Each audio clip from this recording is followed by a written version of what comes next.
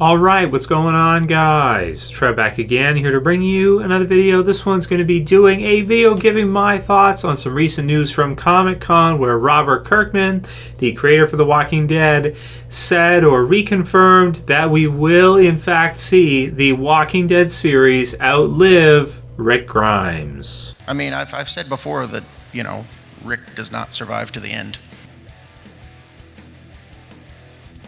So I will put the link in the description as always for you guys, so you can go ahead and check this one out, where Robert Kirkman reconfirms 100% this time it seems, that we will see The Walking Dead past Rick's lifetime. So Rick's life will in this series come to an end, and we will see the series continue on afterwards. It occurs at 11 minutes and 20 seconds in the clip at the panel in the description below, right after he kind of answers some questions about Glenn's death and the Season 7 premiere death with Abraham and Glenn. He then reconfirms for us all that Rick will eventually die in the series, and then we're going to see the series continue on afterwards. Now, this is a huge confirmation for us, because with regards to his plot for the story here, he sees it past Rick, and I think that is really, at first, of course, you think, oh, it's sad we're going to see Rick die in The Walking Dead. Yeah, we are, but it doesn't necessarily mean that it's going to be some kind of brutal death. He could just simply die of old age or something of the sort. We'll have to see what Robert Kirkman has in store and planned for us.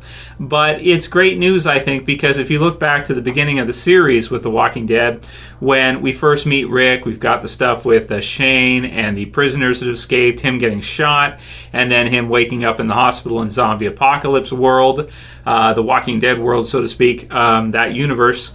We get to see that as the beginning, and with this kind of layout here, we're going to get to follow Rick until the very end. So there won't be any open questions at the end with regards to Rick. We're going to get to see his life in its entirety from the start of the zombie apocalypse up until now, minus probably a few time skips. So I really like this one, because it really kind of is confirmation that there won't be open room at the end. There won't be things that are kind of left unresolved or unfinished for Rick. And also, I wouldn't feel cheated in any way, because we're basically getting to see everything he's been through along the way. And it's long enough so that it makes sense to us, having seen this in the TV series or having read this in the comic book series, that it's all these years go by. In real world time, The Walking Dead TV series at its 100th episode. It's going to be 8 seasons in pretty soon. The comic book series has been going for over a decade,